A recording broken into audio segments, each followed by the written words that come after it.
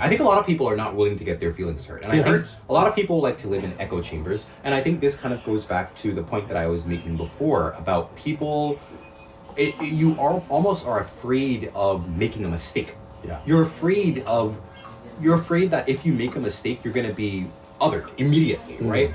And I think that this is such a horrible climate and environment to live in, because if people are not given the grace to make mistakes, and I mean honest, candid mistakes, not just, oh, I know better, like I'm pretending I don't know and then I'm just gonna say whatever I want, because no, I mean like honest, candid mistakes and actually learn from them and grow. How can we ever get from where we are now to where we ultimately want to be, which is a more equitable society? I just don't understand how that can happen. I mean, it's like if you want to be a comedian, you have to bomb some jokes. Like, you have to write 10 jokes. Hopefully 2 or 3 of them work. Hopefully 4 or 5 you can actually fix, and 2 or 3 of them are just going to go nowhere. Exactly. And so, like, if you're going to have a conversation, you know, it's almost like as a comedian, if you're not bombing jokes, you're not going anywhere near far enough. Exactly. And so it's, I almost wish people would approach the cultural dialogue with that mentality. I agree. And I think that's actually what social media, for all that sometimes people say, oh, they spent 17 seconds on this video. This isn't art. This isn't. No, what it is people actually being able to share their real experiences and saying, and I actually like what you said about being willing to put it out there and just say, this is what happened to me. Yeah.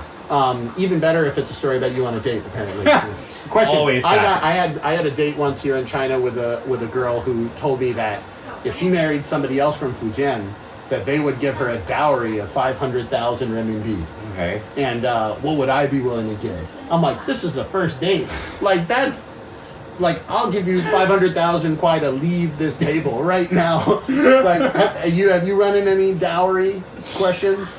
Oh gosh. Well, I mean, I don't think I've gotten to that level of like pecuniary involvement, thankfully for my sake. But I've had some weird questions, definitely, in the past. I've had people ask me very strange questions. Very strange questions about, like, I don't know. I think there is a,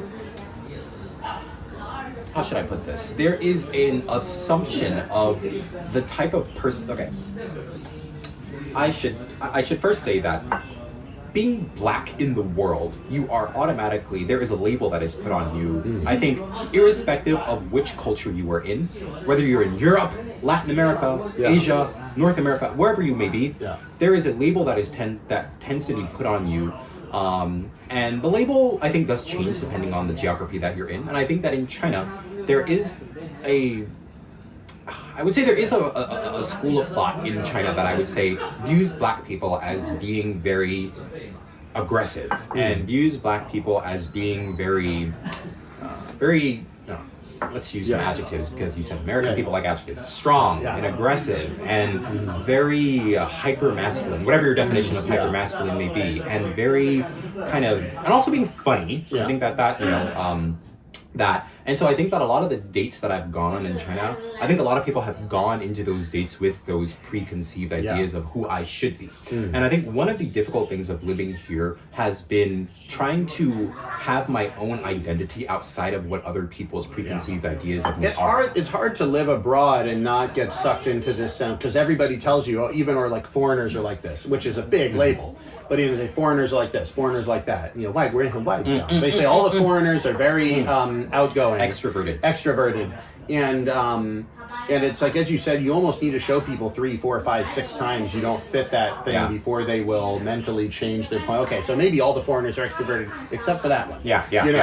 Which is not really a win. The amount of times I've heard the expression, 但不是所有黑人都应该, and fill in the blank with whatever you would like to fill in the blank with, like, but aren't all black people X? And just fill in whatever you want to fill in, or aren't all American people X? The amount of times I've had to deal with that both in friendly, like just friend settings, and also in romantic settings, has been, oh my gosh, if I had a dime for every time I've heard that, I'd be Jeff Bezos. Well, it's the same thing. I mean, I'm Jewish, so they're, they're always like, the Jews are smart, and,很会做生意, like, they all do good business, and so sometimes he says, like, I do run a business, and, like, I do have a good education. Like, I knew it. I'm like, should I be dumb? Like, should I lose lots of money now just to not be stereotyped? But it's, it is definitely something you need to take into account when you're on a date. I think I think it obviously, you know, going the fact that I'm tall, right? The fact that, you know, I maybe have a certain build and people oh, you must play basketball, you must be so good at sports, and you must be so good at this, and do you know how to rap, and I'll bring this up because this is quite funny.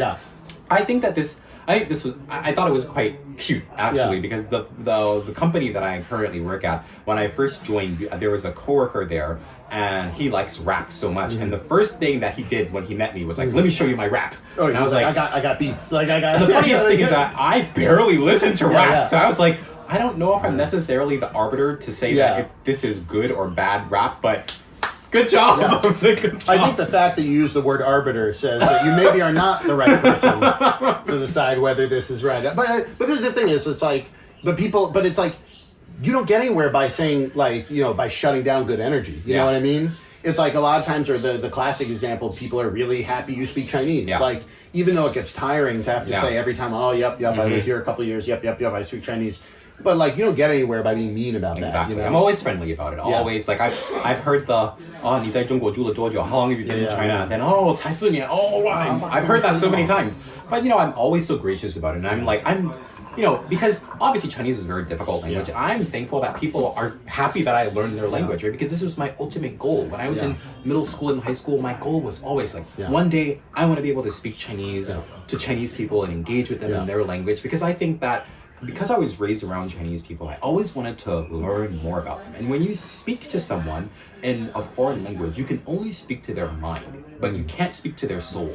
When you speak to someone in their language, you're speaking to their soul. And I think that's a much more engaging and much more enriching experience. And that's one of the reasons why I feel like people should be more comfortable with making those mistakes. Oh, definitely. It's like, yes, you've made a mistake on the detail, but when you try to understand another culture, you've made a very correct move on the big thing. And that's one of the things, even in this, you know, challenging times of trying to do comedy in China and the scripts and the blah, blah, blah, and there's tension, just by showing up and being like, I'm on stage and I'm doing the show for you today. I tried to make you happy. You could say you don't like the jokes, but I did show up today. I could have been anywhere tonight, and I was here at the club trying to make you happy.